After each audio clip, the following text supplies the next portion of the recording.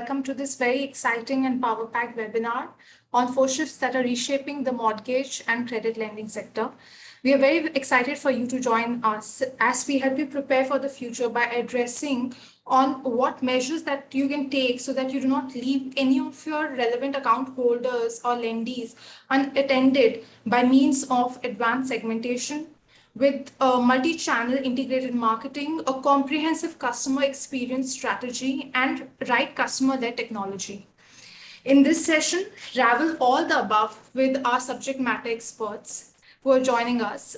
We are being joined by Mr. Charandeep Singh. He does not require any introduction to the audience present. He heads the marketing, digital, and CRM for TVS Credit. Mr. Singh gets with himself over 15 plus years of experience across sales, marketing, CRM, and strategy in both BFSI and automotive industry. During the course of his career, he has been recognized and awarded various accolades, including RMAI Flame Awards, APAC Top Content Mogul 2020 by CMS Asia, Top 100 Digital Marketers by Adobe in 2018, to name a few. He is being joined by Mr. Vishnu Bhavaraju, Chief Growth Officer, First Hive. Vishnu brings with himself over 20 plus years of experience in various leadership roles, including consulting for digital martech solutions for enterprises, sales, and marketing. Prior to joining First Hive, Vishnu was Director Industry Solutions at Microsoft India. During the course of his career, he has worked with many global consulting firms, including Oracle, EMC, and TCS. So before I hand over the screen to Vishnu and Charandeep, just a quick reminder that we would be taking in audience questions in the last 10 minutes of the webinar. So in case you have any questions or anything, any topic that you'd want the speakers to pick up for discussion, please feel free to use the Q&A feature which is available. And we will be picking up those points of discussion in the last 10 minutes. Now, without any delay, over to you, Vishnu. Thank you, Charandeep. Thank you for your time on this webinar, PAR webinar. What we are really looking for is getting few bites from the experience, from your experience and what you have been driving in terms of to address these shifts. We discussed yesterday, Charandeep, these are not shifts that we are saying. These are the shifts that we picked up from a McKinsey report, which says that these are the shifts which are happening from a lending space, right? And the idea is really to look at each of these shifts and see what it means to you as a marketer, and how are you addressing some of these challenges and opportunities which also come along with the shift, right? Sure. Now, if we start with the first one, right? One of the things is the customer expectations. Obviously, they keep evolving. You and I, we are also customers to some other brands. So our expectations keep varying. And not only that, particularly the lending space and NBFC space in India, it is much more complex, because on one side you would have the Gen Z and the millennials who are used to the smartphones. That's where I think you have this Credit Sathi, TVS Credit Sathi app, right? So that is one segment where you can cater to. And then when you go to rural or even tier 2, tier 3, where a significant population still uses feature phones. So you have a wide demographic spread that you are addressing. And all these customers will still have the higher expectations of faster turnaround time.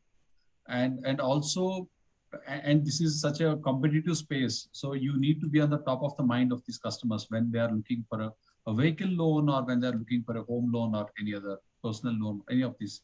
So how are you addressing these expectations of this diverse range of customers through your marketing efforts? See, firstly, one of the data points that you mentioned, that large number of our customers are using feature phones. I think that has changed. I mean, large number of India, maybe 20 to 30% of the population who is mobile connected might be using feature phones. But as far as our customer profile is concerned, we have a strong reason to believe that large number of them have some kind of smartphones, if not themselves, in their families.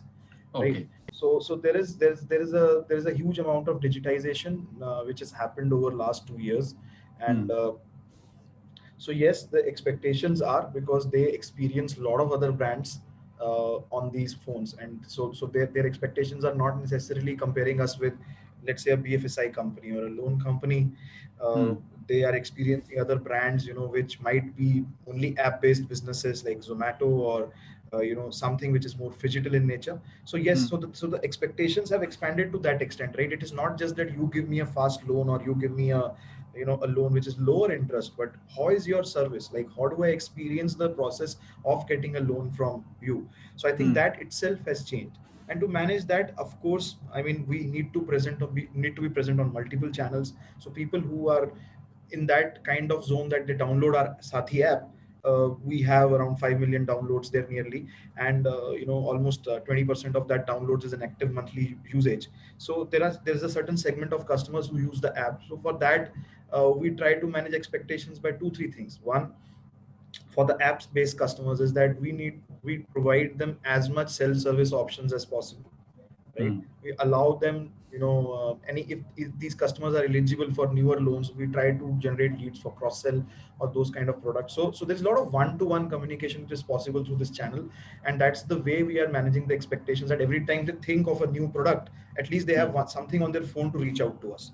So I think that channel plays a role for that. Now, people who don't use the app, over last 2 years, we have tried to use WhatsApp for Business or similar tools which are chat based, right? And there also we are providing tools in terms of lead applications and self service, so that they can not only get service from us but also apply for loans. So yes, these tools are being used. At the same time, of course, there is a large number of volume at our inbound call centers also, and we have large outbound practice as well in terms of generating leads or customer service.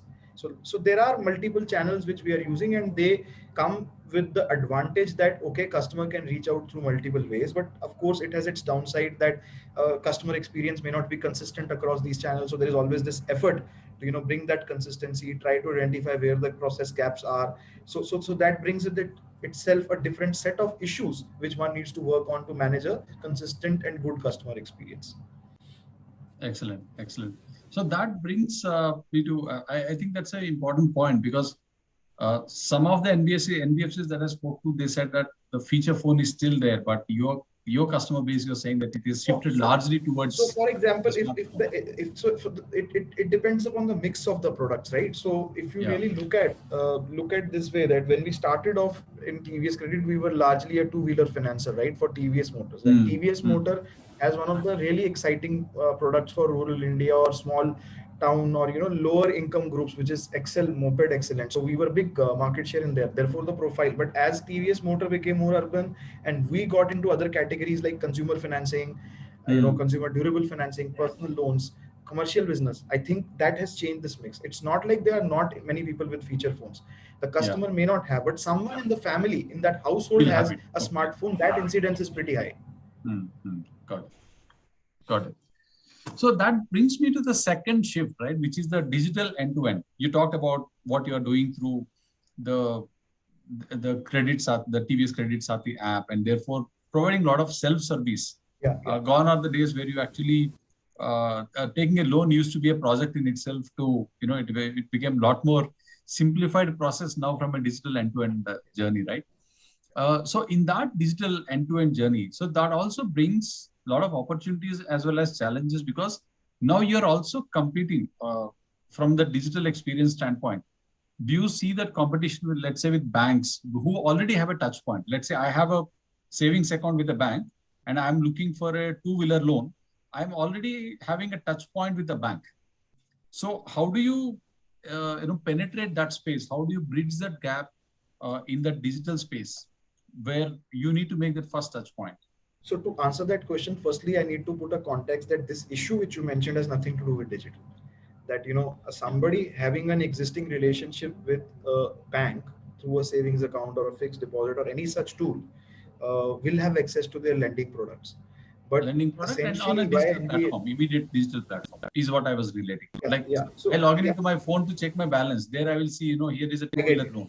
So what happens is that now the category of customers which NBFCs cater to may not necessarily be a banking customer, right? Because if it's a banking customer who has a good track record, good savings, ability to pay is clearly identified through that bank account, and therefore on the digital channel itself, they will get a loan. that customer will get a loan so cheap from bank that I don't think they'll go to any NBFC, right? So NBFC's customer audience is that audience which does not have established income streams, documented income streams, all I would qualify it like that. And the credit assessment is not as simple as getting an ITR or getting a salary slip, or many of the customers whom NBFC cater to are new to credit, so there is no past track record also. So normally an NBC, especially the many NBFCs follow physical verification and FIS process, but TVS Credit is kind of on a journey of analytical driven decision making. So a lot of alternative data of the customer and is used to give them scores and assessing their credit worthiness through that data. And Sathi is one tool, and there are other methods also where you can find out whether this, even for new to credit customer, we have models where we are able to give them loans. So I don't think that the competition is with the banks as far as customer categories are concerned, because the kind of customers we cater to are willing to pay a little higher interest rate because they'll not get the loans from the bank that easily. uh, but uh, but the question whether there are any categories where this exists, so in terms of unsecured lending, right, where digital end-to-end lending is more mature across products, because you are not buying a physical asset, and therefore there is no last mile physical fulfillment required or something, and you're just looking at a loan disbursal in terms of money, right? In those cases, yes, people who have existing digital presence and a large amount, and I'm not just saying banks, but any brand which has a strong acquisition engine, right, through any means, and the customers are already on their digital assets, they find it easier to lend out loans to those customers, especially if they're cash loans or personal loans. Got it. Got it. So as a marketer, then how do you reach out to these, right? What are the channels, what are the approaches that you take to reach out to these digital end-to-end customers? One is through your app, but that is provided the people have downloaded. Yeah. But pre-download, what are the approaches that you take to reach out? What are the channels that you use? So there are multiple ways we use in terms of digital acquisition. So Sathi app is one of the captive channel, right? That so we, of course, we put a lot of efforts that more and more people download the app. So there are a lot of campaigns in terms of download app itself. Even if at that point they are not interested in loans, we run a lot of campaigns for downloading the app. But apart from that, we use Facebook channel or Google channel where customer intent is getting targeted, right? Whether the intent is expressed through the keyword or the search, or the intent is getting expressed through the kind of behavior they are depicting on, or the categorization of the variables which Facebook allows us to target. So that is another channel where we kind of get customers on. We have enough efforts in terms of SEO, so a lot of organic traffic also is incoming to my website, so we get a lot of leads from there. Apart from that, we have tie-ups with several aggregators, digital aggregators who help us source leads. So there are multiple such channels through which we do campaigns. And I think one of the interesting work we have done with First Type is in terms of reach and campaigns also, where a lot of prospects get generated which do not get converted immediately. So we do a lot of communication campaigns through SMSs and WhatsApp to these earlier non-converted prospects, through multiple, again, data cuts, that who will still be interested in all that. So there is an engine which runs to reach on that, and we get a certain amount of fresh leads or business from these set of prospect databases also. So there are multitude of digital sources, channels which we use to acquire customers. Fantastic. So the one point that caught my attention when you were talking about in terms of the products that how it evolved, right? Starting from the lower end two-wheelers to even consumer loans and more urban customers, targeting urban customers. So particularly if I take, let's say, a consumer loan, again, the loan used to be a project. Till today, you have organizations offering 30-second loan. I mean, you go there, obviously you're an existing customer, your loan is immediately approved. You're buying a consumer appliance, the loan is immediately approved at all. So which means is that even as a marketer, the time to respond from the need getting fulfilled for the customer, they are in a store, they are looking to complete purchase a consumer loan or consumer appliance, and they make a decision and then they need a loan. The time is also lesser, is getting lesser and lesser. in terms of being on the space of the mind of the customer, right? So how do you address this challenge when the time to respond to the customer is also very, very less? So I'm not fully understood the question. If you can be more specific, like how is Yeah, it a what I'm marketing saying challenge? is, I'm giving a consumer loan example Okay. where, let's say, I walk into Chroma and I'm buying a refrigerator and I need a loan, right? I need a loan for the refrigerator, and typically earlier I would go apply for the loan, get a pre-approval, and then go and buy. So today, while we at the Chroma store, while I'm at the Chroma store, I can immediately apply for a loan and get a loan, and then my refrigerator gets delivered, right? So which means the point of fulfillment tool and between the time between my need for a loan and the point of fulfillment is very Right. lessened. Right. So since you have that small time of window of opportunity, how do you, again, as a marketer, how do you address that challenge? So I don't see it as a marketing problem. I definitely see it as a customer journey problem. Okay. And I think there are multiple examples of how people are handling it. And Mhm. so one of the ways to handle it is, of course, that there is a card in the customer's hand, right?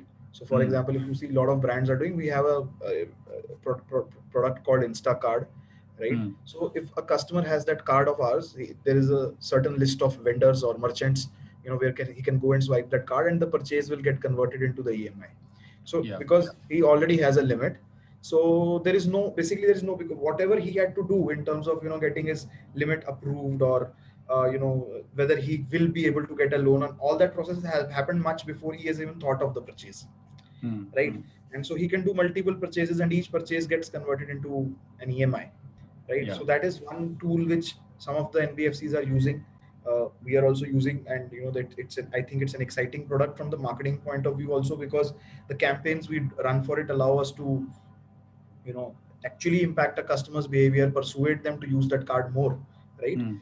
So I think that's an interesting tool. And then, of course, I think that automation has helped in such a way that these days, with your biometric or Aadhaar based submission, if Yes. your documents are already there, a lot of decisioning, because ultimately why it used to take long time, because the decision whether to give a loan or not was taking a longer time. But Right. as I said, that our decisioning is now data based, analytical based. And this, if customer is able to give that basic details to us, right, basic KYC and whatever, one can quickly decisioning can be done quickly, that whether you're eligible for a loan or not, and that reduces the TAT a lot. I Mhm. think those are some of the ways people have kind of crashed the journeys, between somebody inquiring at a counter and actually getting a disbursement. Great. So you're saying that even from a digital marketing standpoint, the automation aspect doesn't bring any additional challenge. It is the digital marketing is also part of the journey as part of the automation.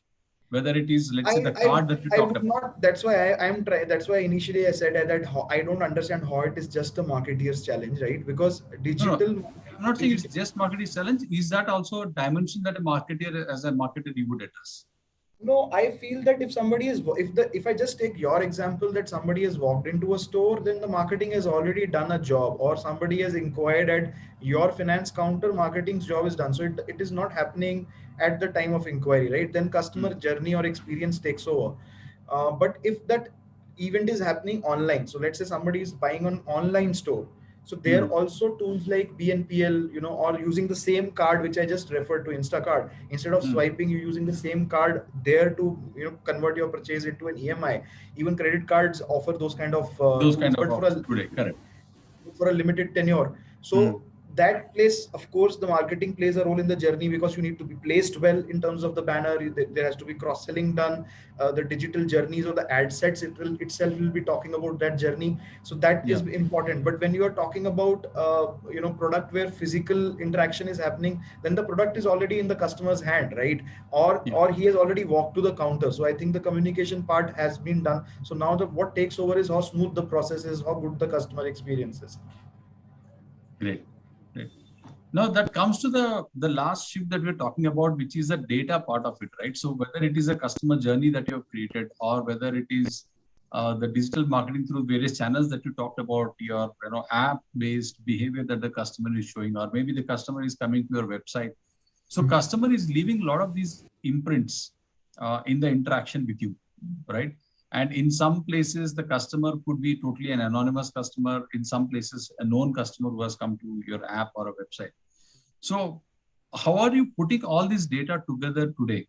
And how are you targeting these customers so that your cost per lead, cost per acquisition comes down and your conversions are also better? You talked about how you are doing it on the, let's say, Facebook ad retargeting, where it is more of a DMP or a third party retargeting, right? But where you have your own first party data, how are you leveraging it today? So we Because have there's a lot. yeah, so we have built models which help us to understand propensity to buy, right? Especially in the categories, where the efforts are very centralized in nature, like through call centers or through campaigns, right? So I'm not just putting it into a digital bracket, but there are a lot of call center based programs also. So of course there is an effort, or telephony based programs including SMS and WhatsApp communication. So there is a lot of effort in terms of building models which help us understand the propensity to buy of the customer, or or what is the right messaging to do. So a lot of content testing can be done. What content is working, what content is not working. So and as you said that if we have the imprints of what he has done on the website. So I was reading last year in some Forrester report that any customer, even if that customer is buying offline, right, normally these days have around 10 to 20 interactions with the brand, including both physical and digital, right? So the more we know about these interactions, it makes things easier for us to retarget that customer, or reach out if we have his contact details, do a lot of custom audience campaigns. So I think the data helps, one, in terms of understanding what is working, what is the right time, what is the right messaging, what is the right channel for that matter. So what we call channel propensity, and of course prioritizing your efforts, right? Whether how many times to call a lead in terms of nurturing, who to send more messages, who to send less messages, based upon propensity to buy kind of models. I think that's where data plays a role to increase the effectiveness in terms of your cost per lead, cost per acquisition, your lead rates, CTRs for that matter. So I think those are some of the areas which we actively use to understand, how we can make our campaigns more effective. Sure, sure. And how do you see a data platform like a customer data platform being part of that whole journey, the data journey? So as I said, right, so once the prospect leaves the details, right, then it is easy to run campaigns on that. So before it leaves the details, CDP or customer data platforms help us understand that, okay, if there is a certain kind of journey which is happening, that a customer, let's say the pilot or the program which we run with you, First Hive, in that what we try to do is that we see that if a customer has visited us on the website and then did some action on Facebook, what is working better for us, sending him an SMS, doing a call, mail or something, right? So this helps us understand what all customer is doing and then try to club them. Okay, this is the certain behavior which is coming with a certain set of activities. If you can know that customer has done this, then this is the right way to go, or this is the right message to send. So I think that's where First Hive or any other customer data platform can help us build those journeys, or what you had mentioned at the start of the conversation today, the cohorts, right? How far, if the more sharper those cohorts are, the more effective campaigns could be in terms of results. Great, great. Thank you. So with that, what I would like to, since we have the audience coming from the NBFC and lending space, and we are talking about the customer data platform, I'll just talk about the context of where this customer data platform, how this whole concept has evolved, and then what a customer data platform does, and then we'll open up for the Q&A. Sure. So one of the reasons why this customer data platform as a space which has evolved over a period of time, there are two trends, right, which drove this evolution of customer data platform. One is, Charandeep, you also talked about, which is Facebook ad retargeting and all, right? So you do the ad retargeting. So that has been a very, very powerful tool in the hands of marketer to do the outreach to the customers, be in the mind space of the customer, and then drive the traffic, improve the click-through rates, and get the customers to your organic digital properties and do the lead generation from them. It has been a very, very powerful tool. Over a period of time in the past few years, there have been a lot of these restrictions from the regulators in terms of the third-party cookie tracking, right? The third-party cookie tracking is where I go to Amazon or any other e-commerce website, I search for a mobile phone, and the third party cookie tracks what I'm looking for, and then, or maybe they are looking for a home loan, they track what they are doing, and then, when you want to do a targeting, they can do the targeting for people who look for a specific product. Let me pitch this product. Since that restriction was coming on the third party cookies, that is where marketers like you started looking at, hey, how do I use my first party data, where you have built these all propensity models and churn models, right? And since the data is in different places, how do I bring that data together? So that's where the shift from the third party data, while the third party targeting is still valid, at least in our India case, some of the European Union countries have actually banned the third party cookie tracking, on even something like Google Analytics has become illegal, as I'm putting it here in Austria. So some of the countries that third party retargeting is going away, but while it is still relevant for India, there are restrictions coming up in that space. So that's where the shift from the third party to the first party data, which started happening. Within the first party data also, the way the systems have evolved, if we look at, today all these systems have evolved. But if we just step back and see how the systems have evolved, it started with the right-hand side bottom section, right, which is the transaction systems, where a bank may have a core banking system, you may have a loan origination system, and a lot of other applications where and LOB applications, like maybe an LMS is there, a CRM is there, where the first touch point of the customer, which is the transaction data, digitized data, used to come into that. Then the systems evolved, which is improving your online reputation or online presence, which is search engine optimizations, and therefore in the searches, your website comes up, your digital properties come up for the customer's visibility. Then the other systems, which is the MarTech tools, which came up, where I would go to my IT team and say, hey, give me the list of all customers who have, let's say, taken a loan 10 years ago, who are on the verge of completion. Who can I target them with a home extension loan? So this is one of the scenarios. Let's look at it. So I go to my IT systems, get the data, upload that segment list into a marketing tool, and then run a campaign, single channel campaign. So there, and then the DMPs, which is the ad retargeting. So there, a bunch of MarTech tools have evolved over a period of time. And then the social media space also come up, and then your analytics systems. So what this resulted in, while there is a shift happening from the third party to the first party focus because of the regulatory changes which are coming in, even in the first party data, the data is spread across different systems. And that's where marketers started looking at, hey, how do I bring all this data together? And you would have seen in your vast experience, Charandeep, getting all this data integrated into one single place used to be several months of data. I started my career building data warehouses about 25 years ago. So it used to be like a 3-year project where bringing this data together into one single place. Today, with all the shifts happening, businesses don't have that kind of time. So that's where the need arises, where, hey, how do I bring all this data together in one single place, get a single picture of the customers? And that led to this space evolving, which is the customer data platform, where in a matter of few weeks, right, maybe 8 or 10 weeks max, in a matter of weeks, you get data from different systems, your MarTech tools, your CRM tools, the data collected from transaction systems into your data warehouse, data lake, your social media tools, get this data into one single place and put this data in the hands of the marketer for a more intelligent layer, where you talked about the cohorts, right? Very, very intelligent cohorts. So how do I apply these business rules to create intelligent cohorts, and then use those cohorts to do the journey orchestration, right? I send you talked about multiple channels that you use. I send a SMS campaign. Those who click on that and come to my website, didn't complete a form, I'll wait for 2 days and maybe do an outbound. Those who did not click on that, maybe I'll send a video through a WhatsApp after 3 days, so and so on. A complete journey orchestration happening. So it is right from ingestion from different places, the first party data, putting together or unifying that data into a single identity, not just the transaction data, who bought which product or which loan, but rather their digital behavior as well, what they are doing on your mobile app, right? What they are doing on your website, and using those events also to create intelligent cohorts, and then creating the complete journey orchestration.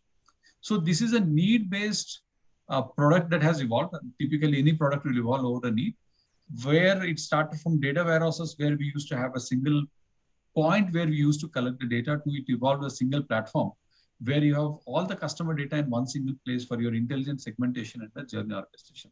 So that's a journey. These systems have also evolved, and in that journey of creating that customer one view, has the CDP is evolved, and that is where organizations like you are leveraging CDP to drive better targeting of the customers to have better CTRs and lower CPLs and CPS.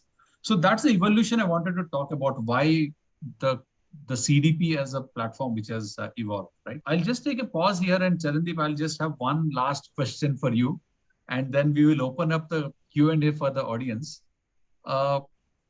From what you have seen from the CDPs evolving, right? What more would be your expectations of what should a CDP deliver for you? We are talking about next 3-year journey, right?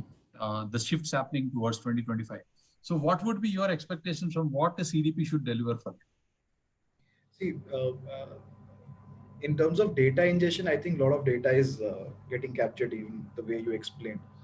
But I think what CDP delivering in terms of just campaign management today, at least the ones I have experienced with, or I think the attribution analytics is little weak.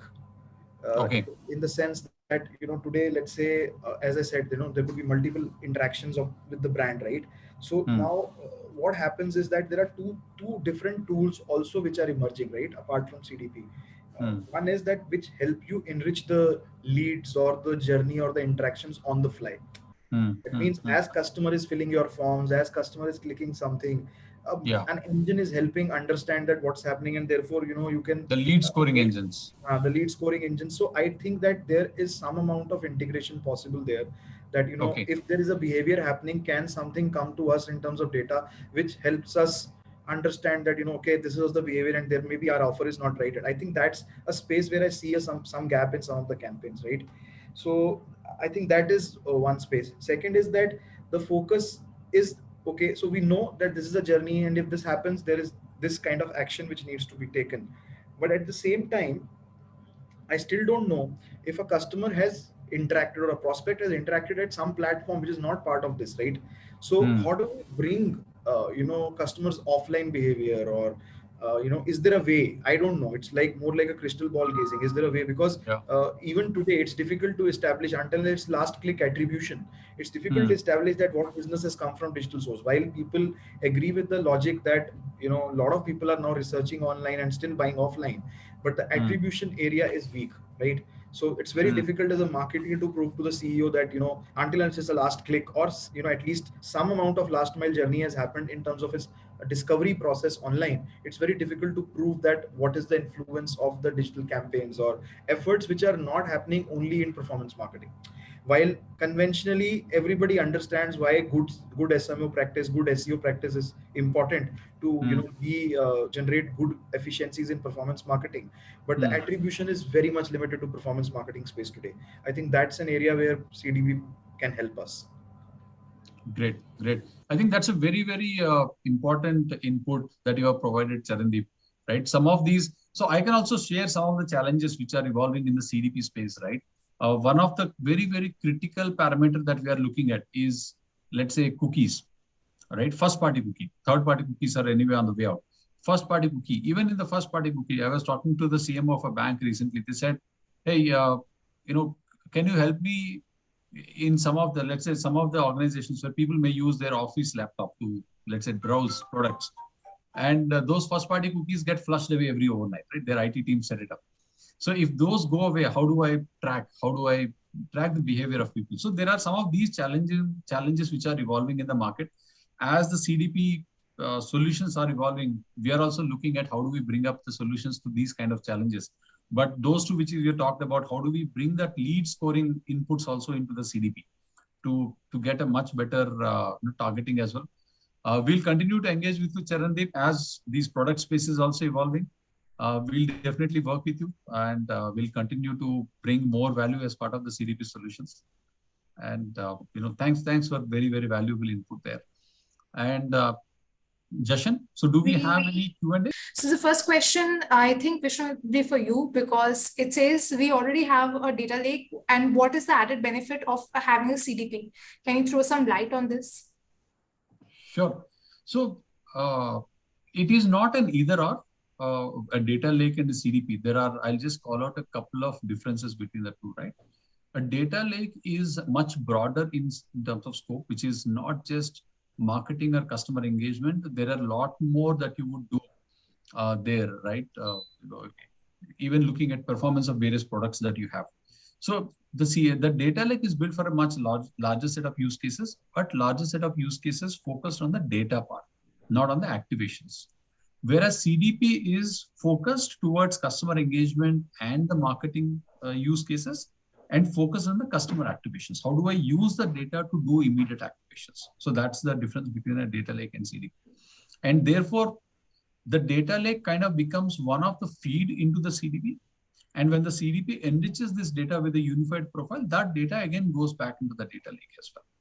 So it is more of a handshake between data lake and CDP rather than viewing that as an either or.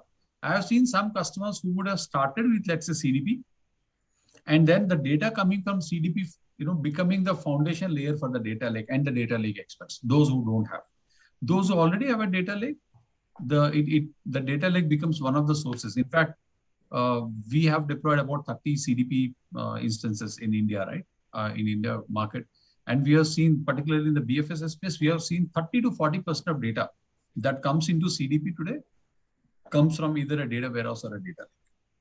So it's a very, very practical scenario, and it's a coexistence between CDP and a data lake. That's how we see it. All right. Next question that we have, Mr. Singh, it will be for you. It says, sir, how do you ensure that the leads quality across your partner network, and what measures are being taken to ensure leads are qualified correctly at each of these touch points?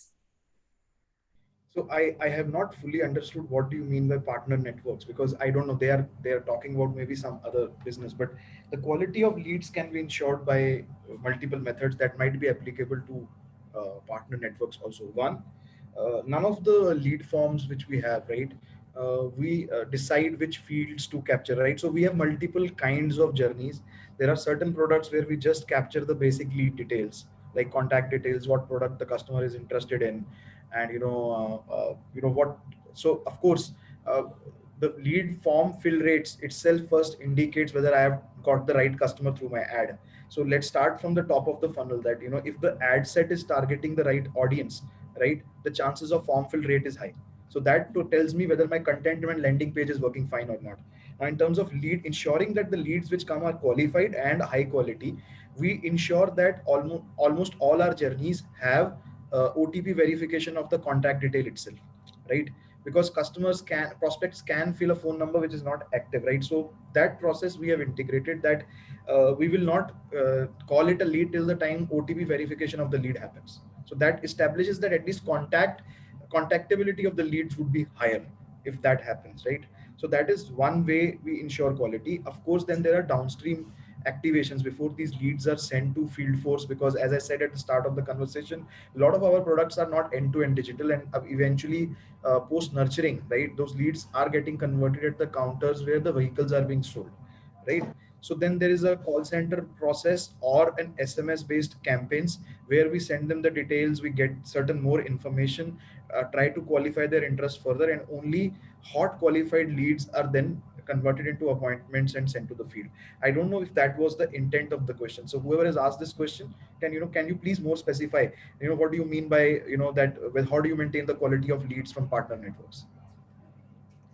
I think the person who's asked the question, I will make sure to get in touch with them to understand exactly what they meant, and I'll make sure to extend the question to you via email. But at a theoretical level, how do you qualify your leads and how do you validate your leads? I mean, the steps would be falling under either of these buckets, right? So OTP was a step to validate the lead, right? Now there could be multiple other ways to validate the lead, right? We use this one. So there could be other, maybe some other agency or other client might be using it very differently.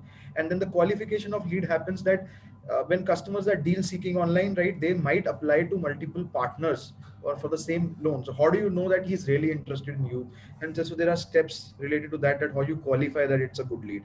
So I think mostly irrespective of the kind of industry within BFSI space, these would be the two buckets in which you will try to ensure the leads quality, is good. All right. And yes, Vishnu? Yeah, I was saying that on the top of the association, you want to make any final comments? Vishnu, Or maybe there was some disturbance in your voice. There was a slight lag. Yeah. No, I was saying we have reached the top of the arc. So do we have more queries, or you want to have the concluding remarks, Jashan? There's this one question somebody has asked, that do you think mainstream advertising matters anymore for NBFC marketeers? Right. So it's an interesting question. I don't know what is mainstream advertising, because digital itself has been now there for more than Mainstream. 1.5 decades. I think 15 years in digital marketing started big way, right? So it has become mainstream. So from that point of view, mainstream advertising is important for NBFCs. But if the reference is to the traditional marketing in terms of Traditional offline, print. right? If Yes. that is the reference, if you look at the BFSI space, NBFCs generally have never done offline marketing much. The reason for that is that NBFCs, if they are not in gold loan space or home loan space, right, but largely asset-backed lending, their sourcing channels have always been intermediaries like channel partners, OEMs. So their efforts in terms of marketing have always been at point of sale or at BTL or one-to-one communication, right? But if it's a gold loan company where direct to consumer connect is important, there is no intermediary, you're selling the loans through your branch, then yes, mainstream advertising did matter at that point of time. It will continue to matter, because the India as a country is not fully digitized. India as a country has a lot of credit penetration issues. Even after so many NBFCs and banks existing, the credit penetration is, I think, sub 10% or somewhere around that. So there are a lot of people who are outside the ambit of the credit itself or credit services itself, and there are a lot of people who may not necessarily. So for example, in our company, we define digital savviness in two ways, right? One is your general digital savviness. You might have a smartphone with an internet connection, you might be using WhatsApp, you might be accessing Facebook, but you may not be using digital for financial services, right? So financial digital savviness as compared to general digital savviness is generally lagging. So from those point of view, certain kinds of NBFCs which are in direct to consumer space, or BFSI companies like, which sell products like mutual fund or insurance, will continue to use what do you call it, mainstream advertising or mainstream or traditional methods of communication. Also, another trend which we are seeing these days is that the companies which are now in fintech space but are on acquisition spree, right? So for example, Jupiter, you would have seen their ads, right? So they may not yet have made profit, but the companies which are selling these kind of products with BNPL kind of inclination or very small ticket personal loans, they are doing huge spends. I don't know whether they have a long term game behind it, but most probably they are looking at acquiring a huge mass of customers on their app, right? So they are using traditional media. You would have seen ads during IPL for these products. So I think it's dependent upon the marketeer's goal, what he is trying to achieve, and what kind of maturity the NBFC or that BFSI company is at, what kind of product offering you have, that decides this question. This will not have a single answer. So, but for us, if you ask TVS Credit, we use in terms of mainstream a lot of BTL and point of sale based marketing, and in digital we try to do a lot of data backed marketing. So that's what we use as a mix. All right. Thank you, Mr. Singh. I think with that question and the answer, we can draw a conclusion to the entire webinar. Thank you, Vishnu. Thank you, Mr. Singh, for taking the time out of your busy schedules and joining us today for this very exciting webinar. And thank you to all the audience who joined in as well. I hope there were key takeaways that you had from this session.